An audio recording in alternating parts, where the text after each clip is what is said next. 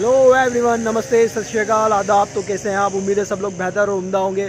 आज का जो ये वीडियो मैं लेकर आया हूँ ये बहुत ही इंफॉर्मेशन वाला है एंड ज़्यादा से ज़्यादा आप लोग देखिएगा और वीडियो को पूरा देखिएगा। आज मैं आपको लाइव दिखाऊंगा कि प्रॉपर्टी स्कैम कैसे होता है और मैं आपको ये भी बताऊंगा इसकी शुरुआत कैसे हुई।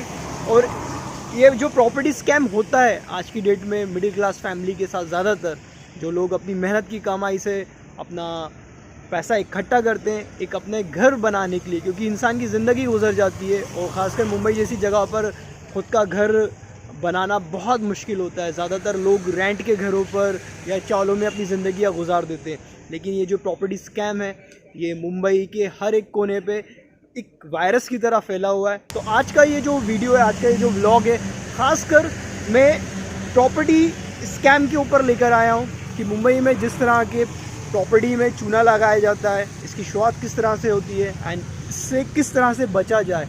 जहाँ तक मैंने कुछ एक्सपर्ट लोगों की राय सुनी एंड इन्फॉर्मेशन निकाली, उस हिसाब से मैं आपको कुछ डिटेल्स दूंगा कि अगर आप जब भी कुछ प्रॉपर्टी सर्च कर रहे हैं या ख़रीदने जा रहे हैं या विचार कर रहे हैं ऐसा, तो आप लोग को क्या क्या चीज़ों को अपनाना चाहिए जिससे आप वो सारी प्रॉब्लम्स जो आपकी लाइफ में ये प्रॉपर्टी को लेके फ्रॉड हो जाता है, आ जाती है, इंसान पूरी तरह से टूट जाता है, वो ना हो।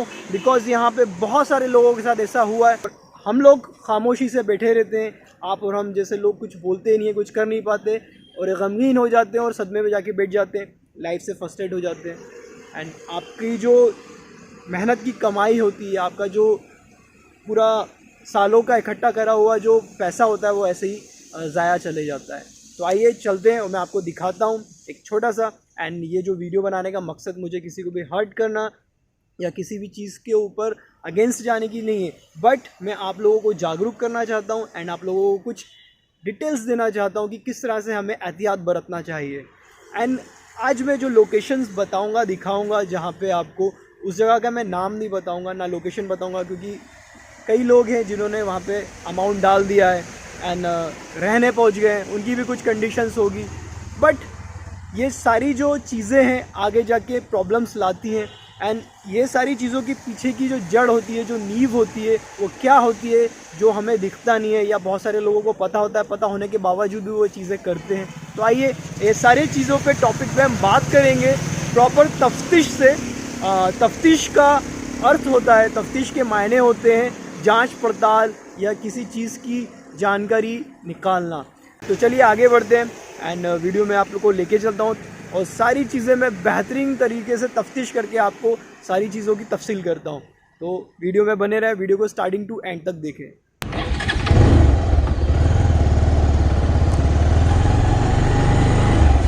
Gautan property are not always a risk if proper step are taken at the proper time। कानूनी विशेषज्ञ की मदद से आप ये पता लगा सकते हैं कि संपत्ति वैध है या अवैध है। दस्तावेज की उचित जांच और पिछले इतिहास की जांच के साथ गौटन संपत्ति के प्रत्यक्ष मालिक की संपत्ति खरीदने के लिए आगे बढ़ना चाहिए।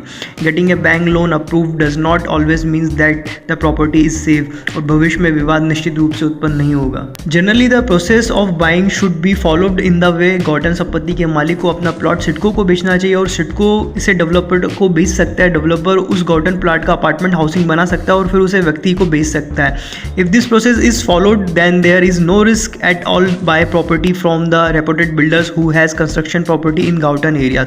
हालांकि ऐसी संपत्तियां हैं जो सीधे गाउटन क्षेत्र में बनाई गई हैं जहां सिडको शामिल नहीं है। इन मामलों में जोखिम शामिल हो सकता है और आपको चीज़ों को ठीक से जांच करने की ज़रूरत है। ये नहीं कह सकते कि कानूनी संपत्ति नहीं है, लेकिन उन्हें कानूनी बनाने के लिए विशिष्ट कदमों का पालन करने की आवश्यकता होती है, क्योंकि यदि आप सीधे ज़मींदार से संपत्ति खरीद रहे हैं तो इस बात की गुंजाइश हो सकती है कि ज़मीन का मालिकाना हक कई भाई बहनों या कई सह मालिकों के पास हो या कब्जे की ज़मीन हो।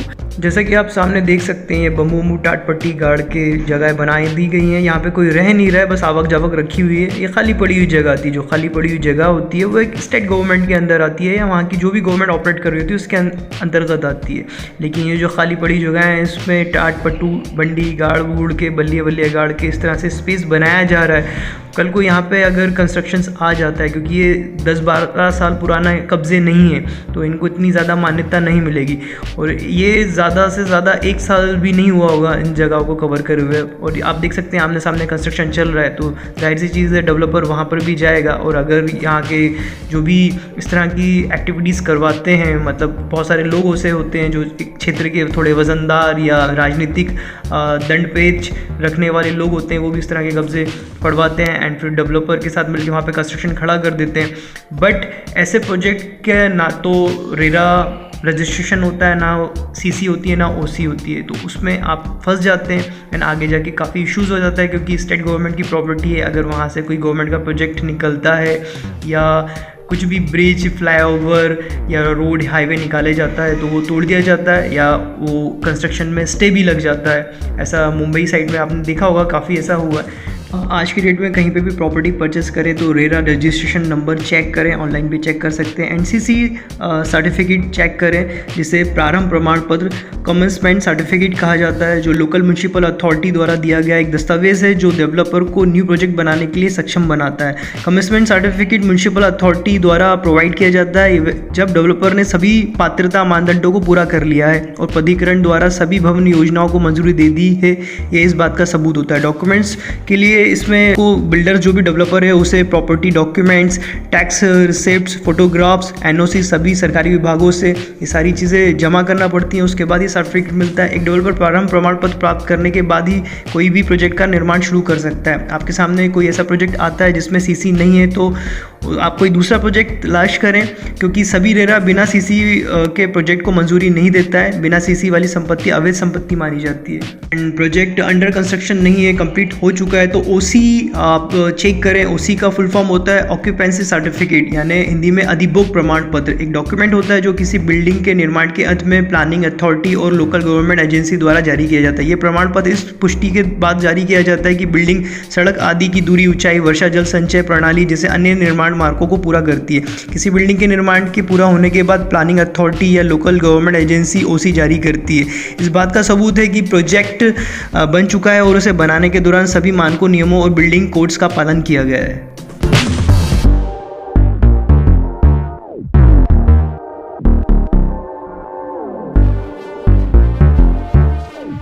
सो आते हैं मुद्दे की बात पे। जैसा आप लोग ने देखा, मैंने आपको दिखाया कि किस तरह से टाट पट्टी ये सब चीज़ें डालकर कब्जा मारा जाता है। ये फ्रॉड की फर्स्ट स्टेप होती है और ऐसे बहुत सारे लोग होते हैं जो इस तरह का काम करते हैं। एक जगह कब्जा मारेंगे, फिर वहाँ से उनको हटा दिया जाएगा। जिनने भी कब्जा पड़वाया था फिर उनको दूसरी जगह पे डाल दिया जाता है। तो उनका काम यही होता है, वो अपना प्रोफेशन ही ऐसा बना लेते हैं। उन सब जगहों पर अगर कंस्ट्रक्शन आता है, कोई बड़ा कंस्ट्रक्शन भी हो जाता है और अगर ऐसी प्रॉपर्टी में आप फ्लैट ले लेते हैं और वहाँ के डॉक्यूमेंट्स अगर क्लियर नहीं होते हैं तो इन फ्यूचर वो तोड़ दिए जाते हैं या उन पर स्टे लग जाता है। क्योंकि अगर वो गवर्नमेंट की जगह निकली, स्टेट गवर्नमेंट के अंतर्गत अगर वो जगह आती है तो ऑब्वियसली कि गवर्नमेंट का कुछ भी प्रोजेक्ट वहाँ से निकलेगा, सबसे पहले उन जगहों को हटाया जाएगा। एंड गवर्नमेंट की नज़र में भी अगर ये चीज़ आ गई तो भी वो तोड़ दिया जाता है। तो इस तरह से भी लोग फंस जाते हैं फ्रॉड में। एंड आप देखेंगे कि कई जगह पर ऐसा होता है कि 1 RK 1 रूम 1 किचन की चॉल निकाल दिया जाता है, सेल करा जाता है कम अमाउंट में, लोग आके खरीद लेते हैं। और फिर जैसे जैसे लोग आने लगते हैं तो 8 लाख 10 लाख 12 लाख ऐसा अमाउंट बढ़ा दिया जाता है। धीरे धीरे वो चॉल की लेंथ को बढ़ाते जाते हैं। एंड फिर देखते हैं जब कुछ भी नहीं हो रहा है तो धीरे धीरे वो आगे के जो साइड का स्पेस होता है उनको भी कवर कर लिया जाता है। फिर वहाँ धीरे धीरे कंस्ट्रक्शन होकर बिल्डिंग भी बन जाती है, 4th फ्लोर का, 5th फ्लोर का, फिर वहाँ पे फ्लैट्स भी बेच दिए जाते हैं। बट अगर वहाँ पर इन फ्यूचर कोई बिल्डर आता है, वो डायरेक्ट गवर्नमेंट से डील करता है और वो जगह को खरीद लेता है तो भाई वो प्रॉपर्टी भी आपके हाथ से चली जाती है। मैं समझता हूँ कि मजबूरी में इंसान करता है, बहुत सारी जगह पर सोचता है कि पैसा नहीं है और कम पैसे में हमारा जहाँ काम हो रहा है, हमारे पास बजट नहीं है तो 1 RK किस तरह के हम घर खरीद लेते हैं। बट उसमें रिस्क रहता है और फिर फंसने वाले भी आप होते हैं। तो मैंने आपको बोला ना कि हमारी भी भागीदारी होती है फ्रॉड में। हमारी भागीदारी यही होती है कि हमें पता होता है लेकिन हम सस्ते की लच में वहाँ चले जाते हैं और हमारे साथ फ्रॉड हो जाता है। बाकी उन लोगों को छोड़े आप, जिन लोगों को पता है सारी चीज़ें कि यहाँ पर इस तरह का हो रहा है और वो जानकर ये चीज़ों को करते तो उनको पैसा डालना है तो उनको निकालना भी आता है, जिनके काम यही है, इसी तरह के हैं। बट एक मिडिल क्लास फैमिली का, एक जॉब वॉब करने वाला पर्सन अगर इस तरह से फंस जाता है तो वो ये सब चीज़ों को लेके सर्वाइव और फाइट नहीं कर सकता है और काफ़ी इश्यूज होते हैं। तो उसके लिए बेस्ट सॉल्यूशन यही है कि आप जहाँ पर भी प्रॉपर्टी सर्च कर रहे हैं या ख़रीद रहे हैं, अगर आप बड़े बिल्डर के पास नवी मुंबई में, न्यू मुंबई साइड में अगर प्रॉपर्टी ख़रीदने आते हैं तो सबसे पहले आप रेरा रजिस्ट्रेशन नंबर चेक करें। रेरा रजिस्ट्रेशन नंबर की जो स्कीम लाई गई है वो इसी वजह से लाई है कि प्रॉपर्टी में हो रहे फ्रॉड रोके जाएं। आपको शायद ये जान के हैरानी होगी कि एक डेवलपर को रेरा रजिस्ट्रेशन नंबर लेने के लिए बहुत सारे डॉक्यूमेंट सबमिट करना पड़ते हैं, उसके बाद जाके उसको रेरा रजिस्ट्रेशन मिलता है। तो आप रेरा रजिस्ट्रेशन नंबर खुद भी ऑनलाइन चेक कर सकते हैं, आप 10 बार चेक करें। आप अगर बिल्डर के सेल्स के ऑफिस में जाते हैं तो क्रॉस क्वेश्चंस करने की बात बेहतर है, आप उनका दिमाग चाट जाएं, क्योंकि आप पैसा डाल रहे हैं, आप मेहनत की कमाई डाल रहे हैं। साथ में आप जो डॉक्यूमेंट्स चेक करने लायक होते हैं उनकी पूरी इंक्वायरीज करें, पूरी तफ्तीश करें। आप चाहें तो एक एडवोकेट को हायर करें जिसकी प्रॉपर्टी पे अच्छी होल्ड हो, उससे दस्तावेज क्रॉस चेक करवाएं, उसके बाद ही इन्वेस्ट करें या वहाँ पे बुकिंग अमाउंट दें। उसके बाद सीसी जो होता है ये बहुत अहम पार्ट है, मतलब ये आपको काफ़ी हद तक फ्रॉड से बचा सकता है, जिसे कमर्शियल सर्टिफिकेट कहा जाता है, प्रारंभ प्रमाण पत्र।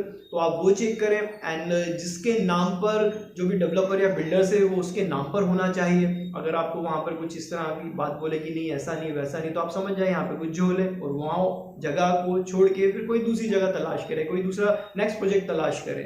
बिकॉज जो लोग फेयर होंगे, जिनके इसमें कोई भी झोल झाल नहीं होगा, कोई भी फ्रॉड वाली कंडीशन नहीं बनती होगी, तो वो अपनी हर एक चीज़ एक लॉयल्टी के साथ, ईमानदारी के साथ आपके सामने रखेंगे, उनको किसी भी चीज़ में हर्ज नहीं होगा।